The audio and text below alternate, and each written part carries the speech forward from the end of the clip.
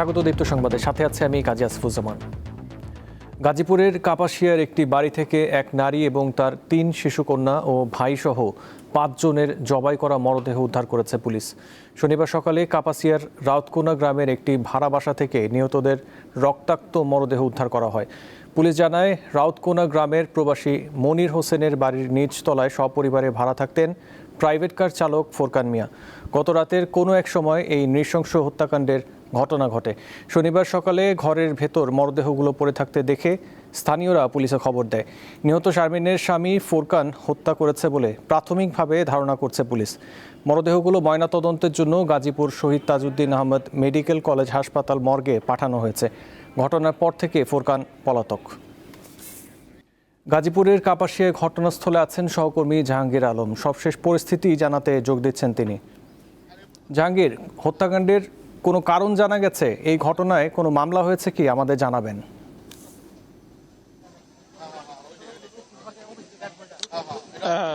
জি আসিফ, আমরা ঘটনাস্থলে এসেছি সকালের খবর পাওয়ার সাথে সাথেই, কিন্তু এখানে এসে আসলে পুলিশ যতটুকু বলেছেন যে ফুরকানি আসলে হত্যাকাণ্ডের সাথে জড়িত থাকতে পারে এবং সেখানে ঘটনাস্থলে ঘরের ভিতরে আসলে আলামত মাদকাসক্তের আলামত রয়েছে বলে আমাদের এবং এখনো আমরা যে পিছনে দেখাতে চাই, এই বিল্ডিং এর দোতলা একটা বিল্ডিং, সেখানে নিচতলায় তারা ভাড়া থাকতো। দুটি স্থানে তিনটি স্থানে ৩টি লাশ রয়েছে, অর্থাৎ ঘরের মধ্যে জানালার মধ্যে স্ত্রীর লাশ বাঁধা ছিল এবং বিভিন্ন স্থানে ক্ষতর চিহ্ন ছিল এবং পাশাপাশি ৩ কন্যা, তারই ৩ কন্যা রয়েছে এবং একটি বিছানার মধ্যে পড়ে আছে এবং পাশের আরেকটি বেডে শ্যালকের লাশ রয়েছে এবং এখানে এসে আমরা জানতে পেরেছি যে এই স্থানে তার রয়েছে সেই ভাগ্নে আসলে ঘটনাস্থলে এসে আমাদের জানিয়েছেন যে তাদেরকে টেলিফোনে জানানো হয়েছে যে তাকে হত্যা করা হয়েছে এবং তার লাশ খুঁজে নেওয়ার জন্য। শ্যালককে কিন্তু চাকুরির কথা বলে আসলে ফুরকান গতকাল এই বাসাতে ডেকে আনে ফরিদপুর থেকে এবং এরপর পরই আসলে হত্যাকাণ্ডের ঘটনা ঘটে রাতে কোন এক সময় এবং তখনই কিন্তু রাতেই টেলিফোনের পরে ফোন করে তাদের পরিবারকে জানানোর পরে ফুরকানের মোবাইল বন্ধ পাওয়া যায় এবং এলাকাবাসী সকালবেলা আসলে দেখতে পায় এবং পুলিশ এবং বিভিন্ন তদন্ত টিম কিন্তু এসেছে, পিবিআই, ডিবি এবং সিআইডি লোক এসেছে। তাছাড়া জেলা প্রশাসনের পক্ষ থেকে অতিরিক্ত জেলা ম্যাজিস্ট্রেট এসেছেন। আমাদের কালীগঞ্জ সার্কেলের অতিরিক্ত পুলিশ সুপার জানিয়েছেন, প্রাথমিকভাবে ধারণা করা হচ্ছে যে ফুরকানি এই হত্যাকাণ্ডের ঘটনা ঘটাতে পারে এবং এখন পর্যন্ত কোনো মামলা হয়নি এবং মামলার বিষয়ে আসলে পুলিশ তদন্ত করছে এবং অতিরিক্ত জেলা ম্যাজিস্ট্রেট সালমা খাতুন জানিয়েছেন যে যেহেতু মার্ডার হয়েছে সে বিষয়ে যদি ঊর্ধ্বতন কোনো তদন্ত গঠন করতে হয় আসলে জেলা প্রশাসকের সাথে কথা বলে সে ব্যবস্থা নেবে। প্রাথমিকভাবে পুলিশ তদন্ত করছে কেন হত্যাকাণ্ড ঘটেছে, এর কারণ জানা যায়নি, তবে ধারণা করা হচ্ছে যে ফুরকানি এই হত্যাকাণ্ডের ঘটনা ঘটাতে পারে। আসিফ। জি, গাজীপুর থেকে ছিলেন জাহাঙ্গীর আলম। ব্রাহ্মণবাড়িয়ার কসবা সীমান্তে বিএসএফ এর গুলিতে মুরসালিন নামে এক কলেজ ছাত্র সহ 2 জন বাংলাদেশি নিহত হয়েছে। বিজিবির সুলতানপুর ব্যাটালিয়ন জানায়, গত রাত 11টার দিকে কসবা উপজেলার অন্তত 15 জন বাংলাদেশি চোরাচালানের উদ্দেশ্যে ভারতের অভ্যন্তরে ধজনগর পাথারিয়াদার এলাকায় প্রবেশ করে। চোরাচালানের মালামাল ফেরার সময় 49 বিএসএফ ব্যাটালিয়নের পাথারিয়াদার ক্যাম্পের টহল দলের সাথে হাতাহাতি ও ধস্তাধস্তি হয়। এক পর্যায়ে বিএসএফ সদস্যরা চোরা কারবারিদের উপর 2 রাউন্ড ছররা গুলি ছোড়ে। এ সময় কসবা উপজেলার ধ্বজানগর গ্রামের মুরসালিন ও নবীর হোসেন সহ বেশ কয়েকজন আহত হয়। আহতদের ভারতের হাসপাতালে নিয়ে গেলে চিকিৎসাধীন অবস্থায় মুরসালিন ও নবীর মারা যায়। বিএসএফ কমান্ডেন্টের সাথে যোগাযোগ করে নিহতর 2 মরদেহ ফেরত আনার বিষয়ে কাজ করছে 60 বিজিবির সুলতানপুর ব্যাটালিয়ন। যুক্তরাষ্ট্রের নৃশংস হত্যাকাণ্ডের শিকার ইউনিভার্সিটি অফ সাউথ ফ্লোরিডার পিএইচডি শিক্ষার্থী নাহিদা সুলতানা বৃষ্টির মরদেহ দেশে পৌঁছেছে। এমিরেটস এয়ারলাইন্সের একটি ফ্লাইটে শনিবার সকাল 9:10 তার কফিন ঢাকার শাহজালাল বিমানবন্দরে পৌঁছায়। বৃষ্টির মরদেহ গ্রহণ করতে তার বাবা মা সহ পরিবারের সদস্যরা বিমানবন্দরে উপস্থিত হন। ফ্লোরিডার অরল্যান্ডো আন্তর্জাতিক বিমানবন্দর থেকে স্থানীয় সময় বৃহস্পতিবার রাত 8:50 এমিরেটসের একটি ফ্লাইটে মরদেহ ঢাকার উদ্দেশ্যে পাঠানো হয়। বিমানবন্দরে মিয়ামির বাংলাদেশ কনস্যুলেটের একজন প্রতিনিধি উপস্থিত ছিলেন। 16 এপ্রিল যুক্তরাষ্ট্রের ইউনিভার্সিটি অফ সাউথ ফ্লোরিডার অধ্যয়নরত দুই বাংলাদেশি পিএইচডি শিক্ষার্থী লিমন ও নাহিদা সুলতানা বৃষ্টির নিখোঁজ হন। পরদিন তাদের এক বন্ধু বিষয়টি বিশ্ববিদ্যালয় কর্তৃপক্ষকে জানান। পরে পুলিশ নিশ্চিত করে দুজনই নৃশংস হত্যাকাণ্ডের শিকার হয়েছেন। হত্যাকাণ্ডে জড়িত থাকার অভিযোগে লিমনের রুমমেট মার্কিন নাগরিক হিশাম আবু গর্বিয়াকে গ্রেপ্তার করেছে পুলিশ। সাম্প্রতিক বন্যায় দেশের হাওর অঞ্চলে শত শত কোটি টাকার ফসলের ক্ষতি হয়েছে। ক্ষতিগ্রস্ত কৃষকের সংখ্যা 2 লাখের বেশি। তলিয়ে যাওয়া ধান এখনও ঘরে তোলার চেষ্টা করছে চাষিরা। অনেকে ধান শুকানোর কাজে ব্যস্ত, কিন্তু মিলছে না ফসলের কাঙ্ক্ষিত মূল্য। হবিগঞ্জে টানা বৃষ্টি ও উজানের পানিতে ক্ষতিগ্রস্ত হয়েছেন অন্তত 23,000 কৃষক। কয়েকদিন পর্যাপ্ত রোদ থাকায় ধান শুকানো ও হাওরে তলিয়ে যাওয়া ধান কাটায় ব্যস্ত চাষিরা। তবে এরই মধ্যে অনেক ফসল নষ্ট হয়ে গেছে। আজকে রোদ দিছে, যদি বাকি সময় রোদ দেয়, এক সপ্তাহ রোদ দেয়, যে 22 বিঘার মধ্যে 3 বিঘা সেইগুলো শুকাইবার সম্ভাবনা হইব। আর যদি রোদ না দেয় তাহলে এগুলো বাতিল হয়ে যাবো, নষ্ট হয়ে যাবো। জেলার 4টি উপজেলার 11,500 হেক্টর জমির ধান পানিতে তলিয়ে যাওয়ায় 340 কোটি টাকার ফসলের ক্ষয়ক্ষতি হয়েছে। ক্ষতিগ্রস্ত কৃষকদের 3 ক্যাটাগরিতে সহযোগিতা দেওয়া হবে বলে জানিয়েছে জেলা কৃষি সম্প্রসারণ অধিদপ্তর। সুনামগঞ্জে এখনও 20,500 হেক্টরের বেশি জমির ধান পানিতে তলিয়ে আছে। এরই মধ্যে জেলায় শতকরা প্রায় 80% জমির ধান কাটা সম্পন্ন হয়েছে বলে জানিয়েছে কৃষি বিভাগ। বাকি ধান ঘরে তোলার চেষ্টা চালিয়ে যাচ্ছেন কৃষকরা। 12টি উপজেলায় প্রায় 51,000 ক্ষতিগ্রস্ত পরিবারের তালিকা করা হয়েছে বলে জানিয়েছে জেলা প্রশাসন। মৌলভীবাজারের হাওড়াঞ্চলের প্রায় 4,300 হেক্টর জমির ফসল ক্ষতিগ্রস্ত হয়েছে।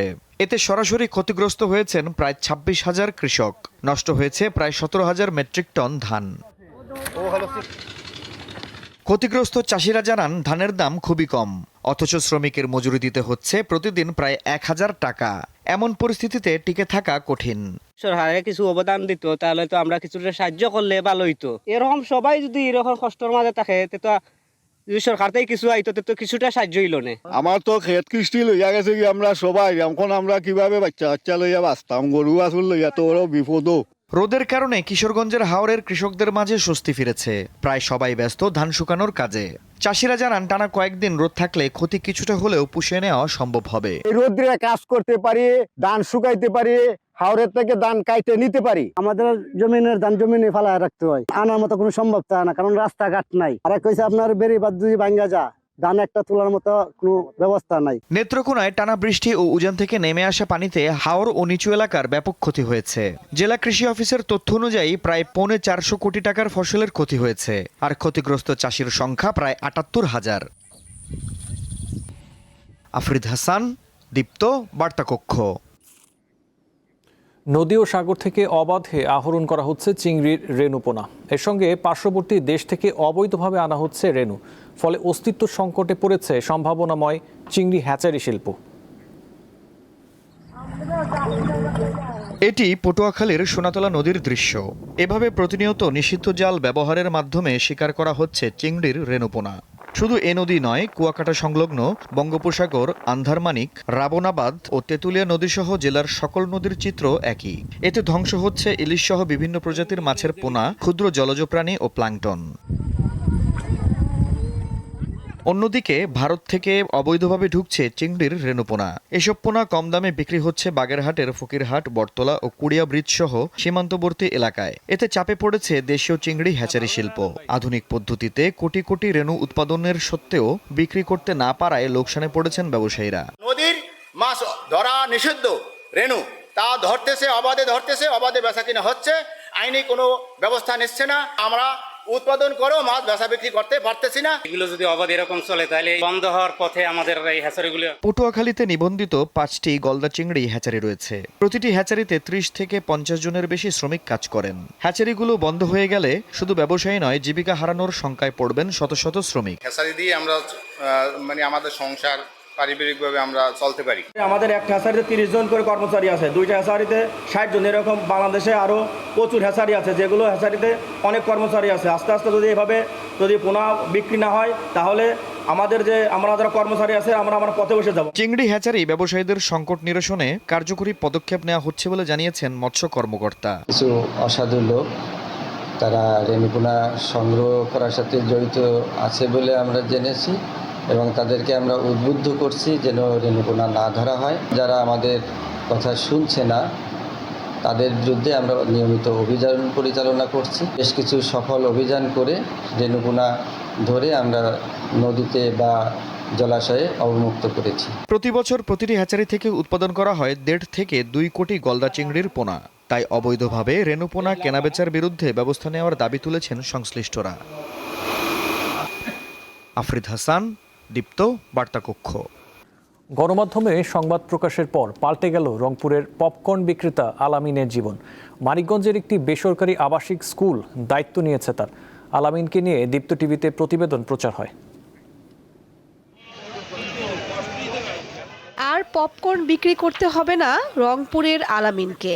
এখন লেখাপড়া করে অনেক বড় হওয়ার স্বপ্ন দেখছে সে। এই সুযোগ করে দিয়েছে মানিকগঞ্জের একটি বেসরকারি স্কুল।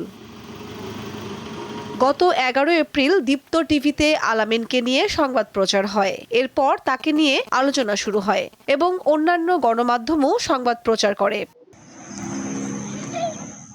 আলামিনের লেখাপড়ার দায়িত্ব নিয়েছে মানিকগঞ্জের একটি বেসরকারি আবাসিক শিক্ষা প্রতিষ্ঠান। উচ্চ মাধ্যমিক পর্যন্ত তার দায়িত্ব নেয়ার আগ্রহ প্রকাশ করেছে বিদ্যালয় কর্তৃপক্ষ। তাই নতুন জীবনে আলামিনের উচ্ছ্বাস প্রকাশ। এখন আমি ঢাকায় পড়াশোনা করব, অনেক সুন্দর জায়গায়, এনে অনেক নতুন জীবন শুরু করব আবার প্রথম থেকে। আলামিনের সুন্দর ভবিষ্যতের স্বপ্ন দেখছেন তার পরিবারের সদস্যরাও। এখানকার পরিবেশ দেখে আমাকে খুব ভালো লাগতেছে এবং আমার নাতিকে এখানে আমি শিক্ষা করাবো। ওই জন্য এখান থেকে শিক্ষা লাভ করিয়া ওর মানুষের মতো মানুষ হতে পারে। বাচ্চা আমার ভালো থাকে ওটাই ভালো, আমার শান্তি। আলামিনের জন্য আমাদের দোয়া আছে। আলামিনকে সর্বাত্মক সহযোগিতা করার আশ্বাস দেন বিদ্যালয়ের অধ্যক্ষ। ও যেহেতু চাচ্ছে পড়াশোনা করতে, তাহলে তার পড়াশোনার সুযোগটা করে দিতে হবে। এই রিপোর্টটি যিনি করেছেন সাংবাদিক, ওনার সাথে যোগাযোগ করি এবং করে আমি বলি যে আলামিনের জন্য আমি কিছু করতে চাই, যে এখানে আবাসিক ব্যবস্থা আছে এবং সেই হোস্টেলে থেকে সুন্দরভাবে সে পড়াশোনা করবে, এই দায়িত্বটা আমি নিতে চাই। আলামিনের স্বপ্ন ভবিষ্যতে অসহায় মানুষের পাশে দাঁড়ানো। কামরুন নাহার, দীপ্ত, বার্তাকক্ষ। রাজধানীর বড় মাগবাজারে ইস্পাহানি কিন্ডারগার্টেন অ্যান্ড প্রাইমারি স্কুলে অনুষ্ঠিত হলো কিডস আর্ট কার্নিভাল 2026। বর্ণিল এই আয়োজনে শিশুদের সৃজনশীলতা ও কল্পনা শক্তি বিকাশের লক্ষ্যে একটি বিশেষ আর্ট প্রতিযোগিতার আয়োজন করা হয়। অংশগ্রহণকারী শিশুরা স্বাধীনভাবে নিজেদের ভাবনা তুলে ধরার সুযোগ পায়। ইস্পাহানি গ্রুপের ডিরেক্টর জাহিদা ইস্পাহানি, স্কুলের প্রিন্সিপাল মিস শামনাজ ফারজানা এবং ঢাকা বিশ্ববিদ্যালয়ের চারুকলা অনুষদের শিক্ষক রবিউল ইসলাম অনুষ্ঠানে উপস্থিত ছিলেন। ইংলিশ মিডিয়াম এই স্কুলটির নতুন শিক্ষাবর্ষের ভর্তি কার্যক্রমও শুরু হয়েছে। আগামী জুলাই থেকে নিয়মিত ক্লাস শুরু হওয়ার কথা রয়েছে। ভারতের পশ্চিমবঙ্গের নতুন মুখ্যমন্ত্রী হিসেবে শপথ নিয়েছেন বিজেপির শুভেন্দু অধিকারী। কিছুক্ষণ আগে কলকাতার প্রাণকেন্দ্রে অবস্থিত ব্রিগেড গ্রাউন্ডে শপথ গ্রহণ করেন তিনি। অনুষ্ঠানে উপস্থিত রয়েছেন নরেন্দ্র মোদী ও স্বরাষ্ট্রমন্ত্রী অমিত শাহ। বিজেপির নির্বাচিত সদস্যরা গতকাল শুক্রবার কলকাতায় এক সভায় শুভেন্দুকে পশ্চিমবঙ্গ বিধানসভার নেতা হিসেবে মনোনয়ন দেয়। বিজেপির প্রবীণ নেতা ও সাবেক রাজ্য সভাপতি দিলীপ ঘোষ প্রথম বিধানসভায় বিজেপির দলনেতা হিসেবে শুভেন্দুর নাম প্রস্তাব করেন। এই মনোনয়নের বিপক্ষে কেউ অবস্থান নেয়নি। এরপর স্বরাষ্ট্রমন্ত্রী অমিত শাহ বিধানসভায় দলের নেতা হিসেবে নির্বাচিত শুভেন্দু অধিকারীর নাম ঘোষণা করেন। এদিকে ভারতের দক্ষিণাঞ্চলীয় রাজ্য তামিলনাড়ুর নবনির্বাচিত দলের শপথ আজ হচ্ছে না। তামিলনাড়ুর রাজ্যপাল জানিয়েছেন, সরকার গঠনের জন্য প্রয়োজনীয় সংখ্যাগরিষ্ঠতা প্রমাণ করতে পারেনি বিজয় থালাপতির দল। কংগ্রেস, স্থানীয় দল ভিসিকে এবং বামপন্থীদের দুই দল সিপিআই ও সিপিএম এর সমর্থন নিয়ে সরকার গঠন করার কথা থালাপতি বিজয়ের দল তামিলাগা ভেটরি কাজাগাম টিভিকের। শুক্রবার বিকালে দলগুলোর টিভিকে সমর্থনও জানায়, কিন্তু শেষ পর্যন্ত তামিলনাড়ুর রাজ্যপাল রাজেন্দ্র আর্লেকার সন্তুষ্ট হননি। তিনি বিজয়কে সরকার গঠনের জন্য আমন্ত্রণ জানাননি। গত সোমবার বিধানসভা নির্বাচনের ফল ঘোষণায় তামিলনাড়ুতে সবচেয়ে বেশি আসন পায় তামিল চলচ্চিত্র নায়ক থেকে রাজনীতিতে এসে চমক দেখানো থালাপতি বিজয়ের দল টিভিকে। তারা পায় 108টি আসন।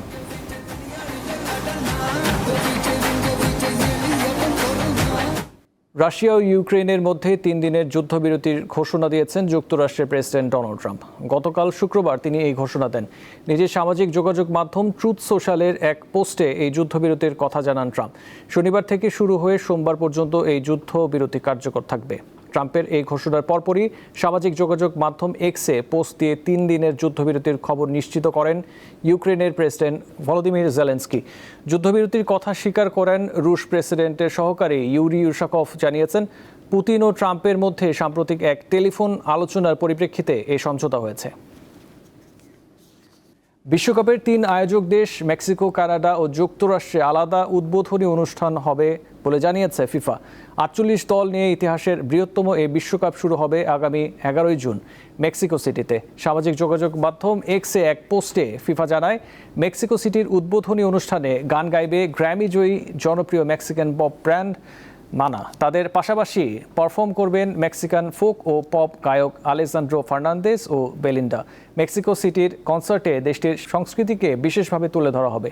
ফিফা জানিয়েছে সেখানকার উদ্বোধনী অনুষ্ঠানে মেক্সিকোর আদিবাসী শিল্পী ও আধুনিক লোকসঙ্গীতের পারফর্মাররা অংশ নেবেন। এই ছিল এখনকার সংবাদে। পরবর্তী সংবাদ দেখার আমন্ত্রণ রইল। এছাড়াও তথ্য বিনোদনের জন্য চোখ রাখুন দীপ্ত টিভির ডিজিটাল প্ল্যাটফর্মগুলোতে। ধন্যবাদ।